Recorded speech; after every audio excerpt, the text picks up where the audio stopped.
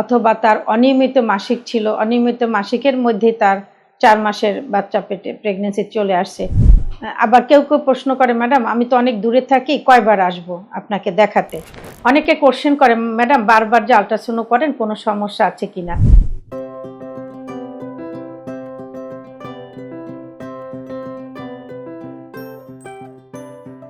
আসসালামু আলাইকুম। আমরা প্রতিনিয়ত দেখতে পাই আমাদের ডেইলি প্র্যাকটিসে যে হঠাৎ করে পেশেন্টরা চলে আসে, ম্যাডাম আমি প্রেগন্যান্সি চলে আসছে, আমি বাচ্চা নিতে চাই না এখন, অথবা তার অনিয়মিত মাসিক ছিল, অনিয়মিত মাসিকের মধ্যে তার 4 মাসের বাচ্চা পেটে প্রেগন্যান্সি চলে আসছে, অথবা দেখা যায় অনেক সময় যে তার মাসিক বন্ধ হয়ে গেছে, আবার ব্লিডিং শুরু হয়েছে, তারপরে আসে। তো সেজন্য আবার কেউ প্রশ্ন করে, ম্যাডাম আমি তো অনেক দূরে থাকি, কয়বার আসবো আপনাকে দেখাতে? তো এই সব কিছুরই উত্তর আমি আজকে দিব। আমি প্রফেসর আফজালুন নেসা, আমি কাজ করছি ল্যাবেড স্পেশালিস্ট হসপিটালে, senior consultant, department of gynae and অবস বিভাগ। তো একটু আগে যেটা বলেছিলাম যে প্রেগনেন্সিতে আসলে পূর্বে যেটা ছিল যে আমরা প্রতি মাসেই বলতাম, বাট এখন আমরা বলি যে না, অনেক দূর থেকে যেহেতু পেশেন্টটা আসবে, তারা যেন কমপক্ষে 4 বার আসে আমাদের কাছে প্রেগনেন্সিতে। তো 4 বারের মধ্যে প্রথম হলো 16 সপ্তাহের মধ্যে একবার, তারপরে 24 থেকে 28 সপ্তাহে একবার, তারপরে 34 সপ্তাহে, দেন 36 সপ্তাহ এবং তারপরে। বাট আমি বলবো যে না, আপনারা শুধু গর্ভাবস্থায় না, গর্ভের আগে আপনারা চেষ্টা করবেন। যখন একটা কাপল চিন্তা করে যে আমি এখন বাচ্চা নেওয়ার জন্য প্রস্তুত, তখনই আপনারা 3 মাস আগে এসে একটা চেক আপ করে গেলে ভালো। এই জন্য যে তার এই চেক আপে অনেক সময় দেখা যায় তার ব্লাড প্রেশার বেশি আছে, তার রক্তশূন্যতা আছে, অথবা তার অন্য কোনো প্রবলেম আছে, সবগুলিকে আমরা একটা পরীক্ষা করে দেখে কারেকশন করে দেন তাকে বলি ঠিক আছে তুমি এবারে বাচ্চা নাও। আর একটা ইম্পর্ট্যান্ট জিনিস বলি আমরা, সেটা হলো যে folic acid, tablet folic acid, এটা যদি পেশেন্টরা 3 মাস আগে থেকে একটু খায়, তাহলে তার যে জন্মগত ত্রুটি থাকে বাচ্চার, সেটা থেকে আমরা সেই মাটাকে মুক্ত করতে পারবো। প্লাস বাচ্চার সঠিক গ্রোথটা যদি হয়, তাহলে এই ফলিক অ্যাসিডের উপর নির্ভর করে। অ্যাটলিস্ট 3 মাস আগে আমরা তাকে ফলিক অ্যাসিড খেতে বলি সব মাদেরকে।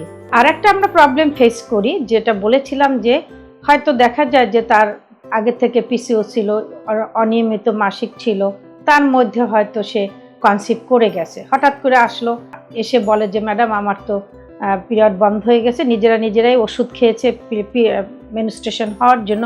এটা কিন্তু আমরা পাই যে ওর 5 দিন একটা নরমেন্স খেয়ে তারপর আসলে, সেদিনই দেখলাম সেই পেশেন্টটা যে নরমেন্স খেয়ে সে মিন্সটা যেহেতু কম হয়েছে সেহেতু সে আমার কাছে আসছে, আদারওয়াইজ কিন্তু সে আসতো না। তো আমরা হিস্ট্রি নিলে আমরা কিন্তু রোগীদেরকে সাধারণত ইতিহাস নিয়ে এটা বুঝতে পারি যে সামথিং রং।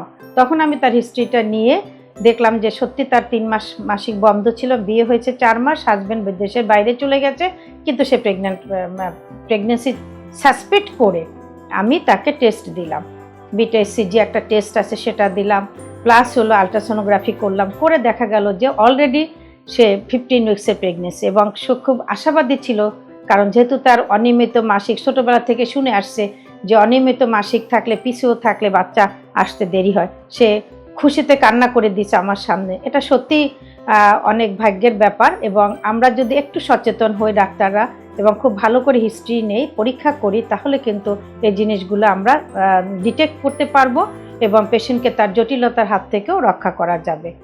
তা আমার অ্যাডভাইস হলো যে আপনারা একটা রিপ্রোডাক্টিভ এজের মেয়েদের যখনই তার মাসিকটা বন্ধ হয়ে যাবে, তারা যেন ডাক্তারের পরামর্শ ছাড়া কোনো ওষুধ না খায়।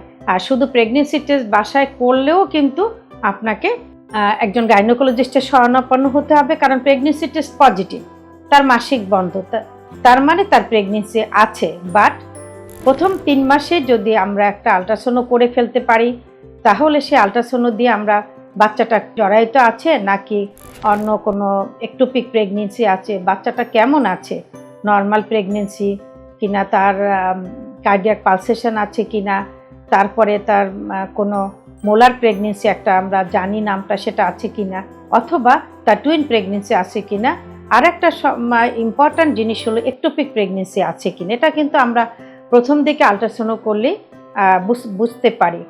কাজেই শুধু প্রেগনেন্সি টেস্টটা করে আপনারা বাসায় বসে থাকবেন না, প্রথম 4 মাসের মধ্যে একবার চেক আপে আসতে হবে। জটিলতা শুরু হয়ে গেলে কিন্তু এসে তখন আরও প্রবলেম হয়। আমরা জানি একটোপিক প্রেগনেন্সি খুবই খারাপ, রোগী একদমই শকে চলে আসে, কাজে আমরা এটা চাই না। আপনারা পেনিস্ট্রেশন অফ হলে একটা প্রেগনেন্সি টেস্ট করে ডাক্তারের শরণাপন্ন হবে। আর একটা কথা আমরা বলবো যে আলট্রাসাউন্ড করে শুধু আমরা বাচ্চাটাই দেখি না, পরবর্তীতে আরও আলট্রাসোনোগ্রাফি করা হয়। অনেকে কোশ্চেন করে, ম্যাডাম বারবার যে আলট্রাসাউন্ড করেন কোনো সমস্যা আছে কিনা? তো আমরা কিন্তু বারবার করি না, প্রথম 3 মাসে হয়তো একটা করব, করে সব কিছু ঠিক আছে কিনা দেখলাম। এবং অনেক মেয়েরাই কিন্তু তার মাসিকের তারিখটা বলতে পারে না, কাজেই ডেটিংটাও কিন্তু আমার প্রথম আলট্রাসাউন্ডে একদম একুরেট হয়, কারণ পরের 3 মাস বা লাস্টের দিকে করলে সেটা কিন্তু একুরেট হয় না। আর একবার আমরা আলট্রাসাউন্ড করি, সেটা হলো অ্যানোমালি স্ক্যান, যেটা বাচ্চার কোনো জন্মগত ত্রুটি আছে কিনা সেটা দেখার জন্য। সাধারণত সেটা 22 থেকে 24 সপ্তাহের মধ্যে করা হয়। আর শেষের দিকে 36 সপ্তাহ পরে যদি মনে হয় যে বাচ্চার প্লাসেন্টাটা কেমন, কোথায় আছে, বাচ্চার পানিটা কেমন আছে, এমনিটিভ ফ্লুইডটা, বাচ্চার গ্রোথটা ঠিক মতো হচ্ছে কিনা, জেস্টেশনাল এজটা ঠিক আছে কিনা, এটা কিন্তু আমরা একবার করে নিই। আর আরেকটা জিনিস আমি আরেকটু বলি যে আপনারা তো শুনলেন শুধু যে 4 বার, কিন্তু না, আসলে 4 বার তো আসতেই হয় কমপক্ষে। বাট কিছু কিছু ক্ষেত্রে, যেমন পেশেন্টের আগে থেকে ডায়াবেটিস ছিল, পেশেন্ট ব্লাড প্রেশার আছে, আগে থেকে সে ব্লাড প্রেশার মেডিসিন খায়, অথবা জেস্টেশনাল হাইপারটেনশন, প্রেগনেন্সিতে তার ব্লাড প্রেশারটা বেড়ে গেল, তার কিন্তু প্রি এক্লাম্পসিয়া বা এক্লাম্পসিয়া হওয়ার ঝুঁকি আছে। কাজে এইসব ক্ষেত্রে আমরা একটু বারবার আসতে বলি। যেমন হয়তো সে শেষের দিকে মাসে মাসে বা 15 দিন পর পর আসবে। তো ডাক্তারের কাছে আসা বা গাইনোকোলজিস্টের পরামর্শর কিন্তু কোনো বিকল্প নাই। তো ধন্যবাদ সকলকে।